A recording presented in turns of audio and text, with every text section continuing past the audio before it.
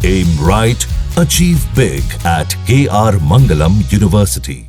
और आइए अब बात करते हैं उपराष्ट्रपति पद की रेस की। उपराष्ट्रपति पद के लिए विपक्ष के उम्मीदवार बी सुदर्शन रेड्डी अपना नामांकन दाखिल करने पहुंच चुके हैं। बड़ी खबर आपको दे रहे हैं, इस दौरान विपक्ष के सभी बड़े नेता भी मौजूद हैं।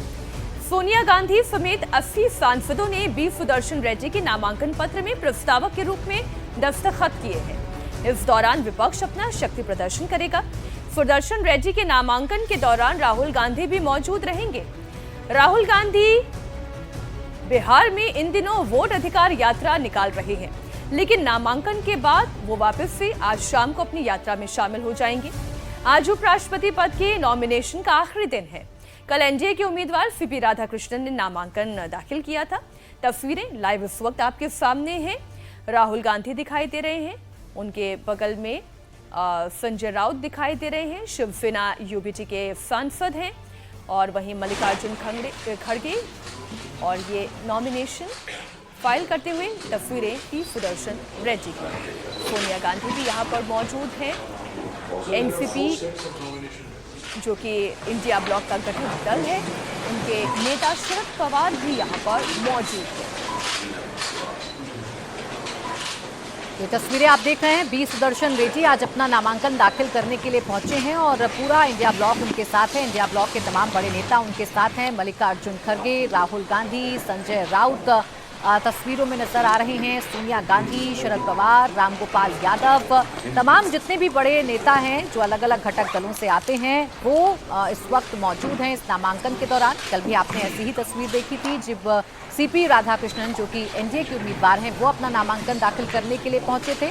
तब एनडीए ने अपनी शक्ति दिखाई थी और आज इंडिया ब्लॉक अपनी शक्ति का प्रदर्शन करना चाहता है, क्योंकि नंबर्स के लिहाज से देखें तो इंडिया ब्लॉक के पास नंबर्स नहीं है और इंडिया ब्लॉक ये अच्छे से जानता है। लेकिन लड़ाई नैरेटिव की है, ये लड़ाई ये बताने की है कि विपक्ष बड़ा मजबूत है। ये लड़ाई इस बात की है कि विपक्ष ये बताए, ये संदेश कन्वे करे कि हमारी आवाज़ अलग है और हमारी आवाज़ ऐसे ही उठती रहेगी। अभी सोनिया गांधी और शरद पवार, पीछे धर्मेंद्र यादव बैठे हुए नजर आ रहे हैं। एक बार फिर से इन तस्वीरों को बता देते हैं।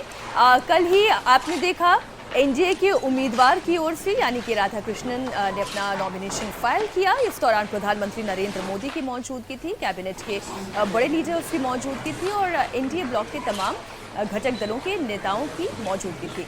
और आज तस्वीरें इस वक्त आप इंडिया ब्लॉक के नेताओं की देख रहे हैं। सोनिया गांधी प्रस्तावक के तौर पर, मल्लिकार्जुन खड़गे समाजवादी पार्टी से, रामगोपाल यादव, और पिछली पंक्ति में आप देखेंगे तो धर्मेंद्र यादव भी दिखाई दे रहे हैं। इसके अलावा शिवसेना से संजय राउत और प्रियंका चतुर्वेदी, अगर मैं ठीक तस्वीर देख पा रही हूँ, तो वहीं शरद पवार भी इस तस्वीर में दिखाई दे रहे हैं। ये दरअसल शक्ति प्रदर्शन के लिए ही है।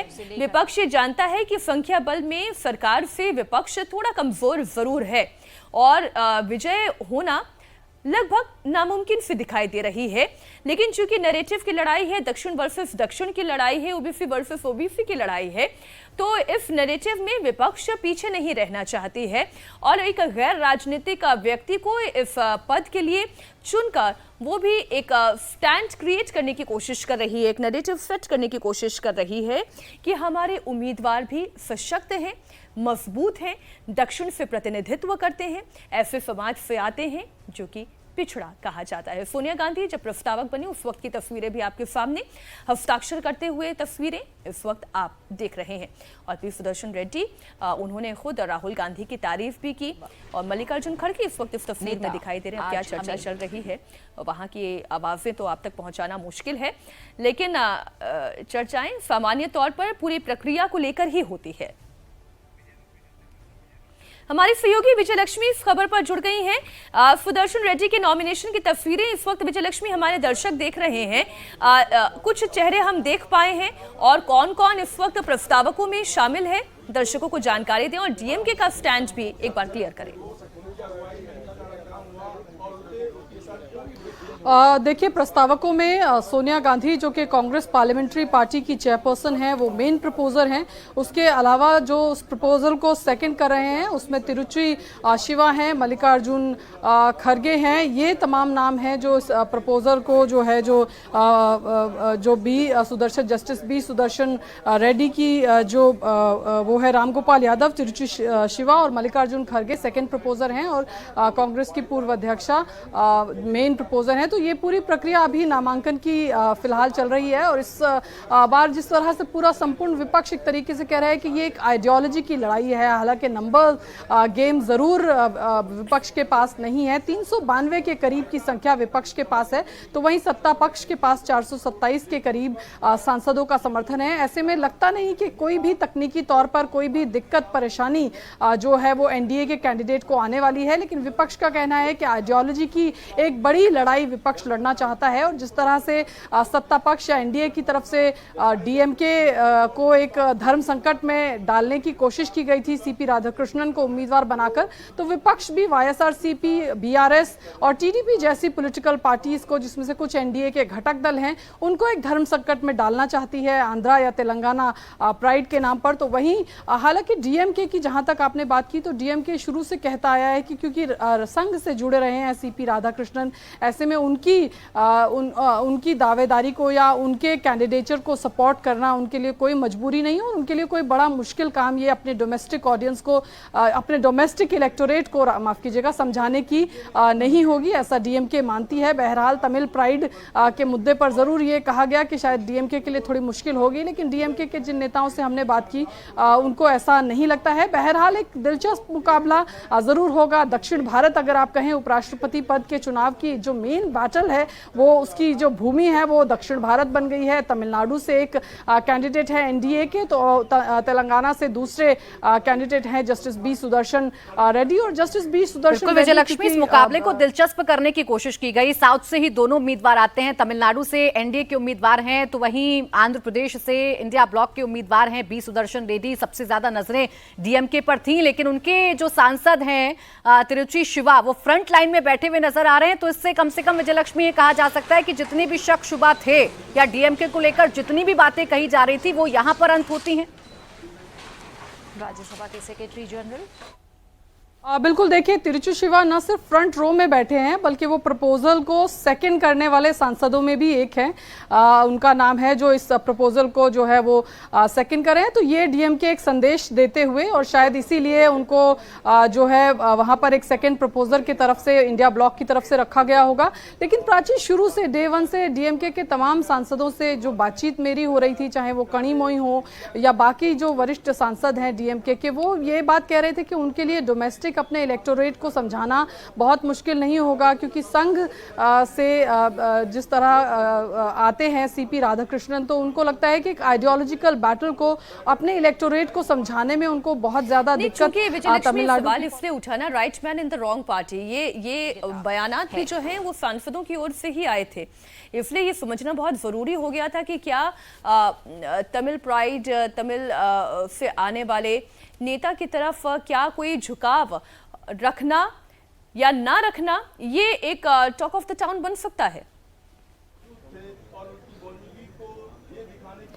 बिल्कुल, देखिए मीनाक्षी, वो राजनीति क्योंकि परसेप्शन का खेल है और तमिलनाडु में चुनाव बहुत ज़्यादा दूर नहीं है। अगले साल के अंत तक आपको तमिलनाडु में विधानसभा के चुनाव जो हैं वो देखने को मिलेंगे। वहीं आंध्रा या तेलंगाना, आंध्र प्रदेश की अगर हम बात करें तो चुनाव बहुत दूर है और राजनीति में क्योंकि परसेप्शन बनाने की कोशिश जो है पुरजोर तरीके से की जाती है और अब जब अगले साल चुनाव होंगे तो तमिलनाडु में ये मुद्दा ज़रूर बनाया जा सकता है कि किस तरह से तमिल प्राइड के अगेंस्ट में जाकर के डीएमके ने एक तरीके से उस कैंडिडेट को सपोर्ट नहीं किया जो राज्य से आते थे, बल्कि एक ऐसे कैंडिडेट को सपोर्ट किया जो किसी दूसरे राज्य से थे। तो ये एक मुद्दा जो है वहां पर एआईएडीएमके या भारतीय जनता पार्टी बना सकती है। लेकिन जहां तक विपक्षी खेमे की बात है या परसेप्शन की बात है, क्योंकि आंध्रा और तेलंगाना दोनों राज्य जहां पर रेड्डी समुदाय की जो जनसंख्या है वो काफी अच्छी है, उन दो राज्यों में जो चुनाव है वो बहुत दूर है। तो ऐसे में ये नैरेटिव और परसेप्शन बिल्डिंग तब तक चला पाना विपक्ष के लिए बड़ा मुश्किल काम होगा। लेकिन जरूर हम बात करें तो कास्ट फैक्टर पर कितनी चर्चा होती है?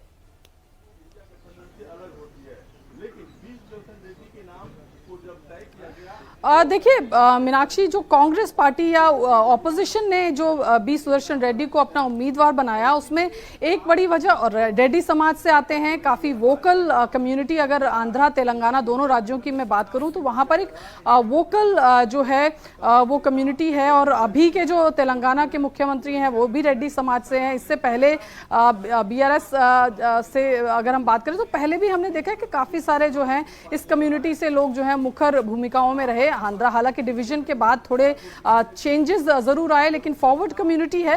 पर जस्टिस बी सुदर्शन रेड्डी की सबसे बड़ी अचीवमेंट जो ऑपोजिशन देखता है वो जो तेलंगाना का कास्ट सर्वे हुआ, जिसके बाद 42% का रिजर्वेशन ओबीसी को दिया गया कास्ट सेंसस करवाने के बाद, उसके लिए जो कमिटी बनाई थी, एक इंडिपेंडेंट कमिटी जो बनाई थी, उसके हेड थे जस्टिस बी सुदर्शन रेड्डी। तो एक तरीके से आप कहें कि तेलंगाना में ओबीसी वेलफेयर का खाका तैयार करने की जो जिम्मेदारी थी वो इस कमेटी पर भी थी, और वो खाका जो है पूरा। ठीक है विजयलक्ष्मी, अभी देखिए नॉमिनेशन फाइल करने की तस्वीरें हमारे सामने हैं। नॉमिनेशन फाइल हो चुका है, बी सुदर्शन रेड्डी अपना नॉमिनेशन फाइल कर चुके हैं और उनके साथ पूरा विपक्ष एक साथ नजर आ रहा था। जितनी भी पार्टियां हैं वो सब एक साथ नजर आ रही थी। फ्रंट रो में सबको जगह मिली, चाहे समाजवादी पार्टी हो, एनसीपी शरद पवार गुट हो, डीएमके की बात कर लें, यूबीटी की बात कर लें, तो इन तमाम जो नेता हैं वो फ्रंट रो में हमें बैठे हुए नजर आए। राहुल गांधी, मल्लिकार्जुन खड़गे, सोनिया गांधी हमें फ्रंट रो में बैठी हुई नजर आए। विपक्ष जो है, चाहे एसआईआर का मुद्दा हो विजयलक्ष्मी, चाहे ये वाइस प्रेसिडेंट के चुनाव का मुद्दा हो, कम से कम एक लाइन लेंथ देश के सामने रख रहा है कि हम सब एक हैं। मुद्दे अब चाहे कुछ भी हो, हम साथ एक मिलकर ही चुनाव लड़ेंगे, एक आवाज हमारी रहेगी।